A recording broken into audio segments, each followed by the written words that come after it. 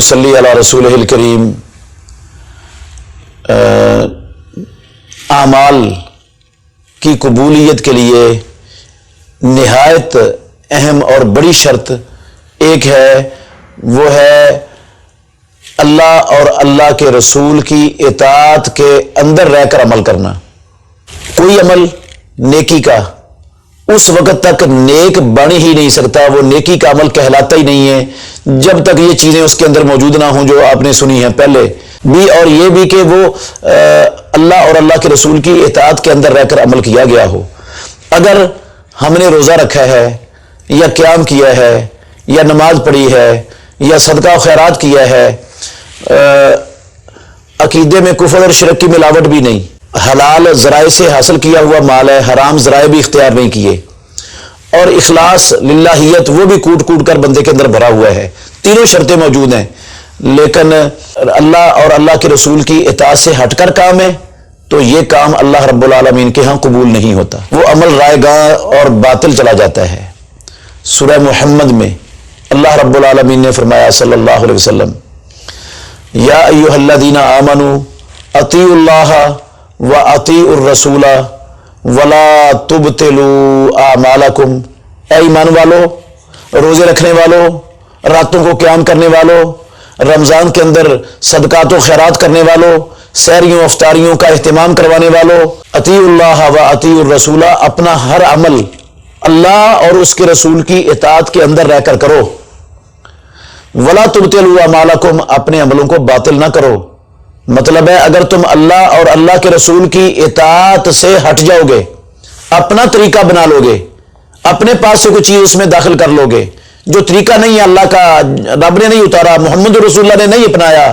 तो वो तुम्हारा वो अमल जो बज़ाहिर नेकी का अमल है, तुम नेकी समझ के कर रहे हो, वो अमल बातिल हो जाएगा। रसूल मुकर्रम सल्लल्लाहु अलैहि वसल्लम का फरमान भी है, सही बुखारी में हदीस है, मन आमिला अमलन लैसा अलैहि अमरुना फहुवा रद्द। जिसने ऐसा अमल किया जिस अमल पर हमारा अमर नहीं है, अल्लाह का हुक्म नहीं है, मुहम्मद रसूलुल्लाह सल्लल्लाहु अलैहि वसल्लम का फरमान और तरीका नहीं है, जिस पर इस्लाम की हिदायत और रहनुमाई नहीं है, जिसने ऐसा अमल किया फहुवा रद्द, वो अमल अल्लाह रब्बुल आलमीन के यहाँ कबूल नहीं होगा, वो अमल रद्द कर दिया जाएगा,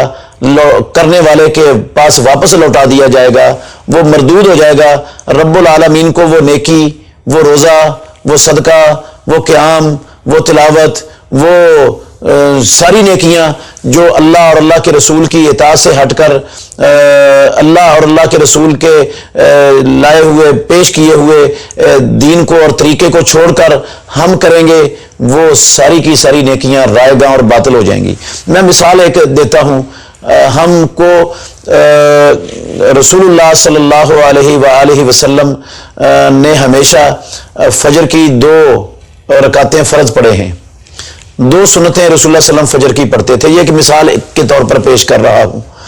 अगर कोई बंदा 2 फर्जों की बजाय कहे मैं 4 फर्ज पढ़ लेता हूं फजर के, नमाज ही है, कोई हर्ज नहीं है, कोई फर्क नहीं पड़ता, 2 रकातें ही ज्यादा हो जाएंगी ना, उन 2 रकातों में सूरह फातिहा भी पढ़ी जाएगी, कुरान मजीद की कोई सूरत भी पढ़ी जाएगी, सुभान रब्बियल अज़ीम, सुभान रब्बियल आला, अल्लाहु अकबर, समीअल्लाहु लिमन हमिदा, सारा कुछ होगा, तो इसमें हर्ज क्या है? इसमें जो है ना वो नेकी है तो जितनी मर्जी कर लो, जितनी ज्यादा नेकी कर लो उतनी अच्छी है। नहीं, ये तरीका नहीं है मोहम्मद रसूलुल्लाह सल्लल्लाहु अलैहि वसल्लम का। अगर हम फजर के 2 फर्जों की बजाय 4 फर्ज पढ़ेंगे तो हमारी ये नमाज फजर की सारी बातिल हो जाएगी, क्योंकि ये अल्लाह और अल्लाह के रसूल के तरीके से हटकर हमने की है। ऐसे ही फजर की 2 सुन्नतें हैं। मोहम्मद रसूलुल्लाह सल्लल्लाहु अलैहि वसल्लम ने अपनी पूरी नबवी जिंदगी फजर की अजान और फजर की इकामत के दौरान 2 सुन्नतों से 2 रकातों से ज्यादा नवाफिल ये सुन्नतें नहीं पढ़ी हैं। अगर हम कहें कि हमारे पास सहरी खा के बैठे हुए हैं, अभी 10 मिनट 15 मिनट 20 मिनट नमाज के अंदर बाकी हैं, तो फारग बैठने से बेहतर है मैं कोई सुन्नतें पढ़ लूं। रमजान का महीना है और रमजान में नेकियां बढ़ चढ़ कर करनी चाहिए, तो मैं 2 की बजाय 4 सुन्नतें या 6 सुन्नतें या 8 सुन्नतें पढ़ लूंगा, तो ये اللہ اور اللہ کے رسول کی اطاعت سے ہٹ کر عمل ہوگا، یہ عمل اللہ رب العالمین کے ہاں قبول نہیں ہوگا، یہ عمل رائے گاں اور باطل چلا جائے گا قرآن مجید کے فرمان کے مطابق بھی، اور ہمارے منہ پر دے مارا جائے گا یہ عمل، کیونکہ محمد الرسول اللہ صلی اللہ علیہ وسلم نے اپنی پوری نبوی زندگی جب فجر کی اذان اور اقامت کے درمیان 2 رکعتوں سے زیادہ نوافل نہیں پڑھے تو ہمیں پڑھنے کا حق کہاں سے مل گیا؟ ہم نے محمد الرسول اللہ کے پیچھے پیچھے چلنا ہے، اپنی مرضی سے اسلام اور عبادات اور اسلام کے طریقے اپنی مرضی سے کوئی ایجاد نہیں کرنے، اس کی اسلام کے اندر گنجائش نہیں ہے۔ تو یہ 4 شرطیں ہو گئی ہیں، ان 4 شرطوں کا جب ہم اہتمام کریں گے تو انشاءاللہ الرحمن اس کے بعد جو جتنے بھی رمضان المبارک پر نیک اعمال ہوں گے رمضان المبارک کے اندر، انشاءاللہ وہ اللہ کے ہاں ان کو پذیرائی ملے گی، قبولیت ملے گی، اور اللہ رب العالمین جو ہے نا وہ ہمارے گناہوں کو معاف کرے گا اور ہمیں انشاءاللہ جنت کے وارث بنائے گا، اور جہنم سے ہمیں ہمیشہ کے لیے محفوظ کر دے گا، اور ہمارا سارا دنیا اور آخرت کے سارے معاملات سدھر جائیں گے۔ اللہ ہم سب کو ان شرائط کی پابندی کرنے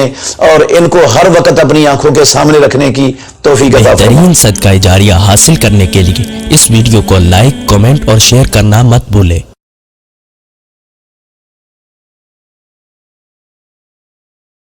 اور شیطان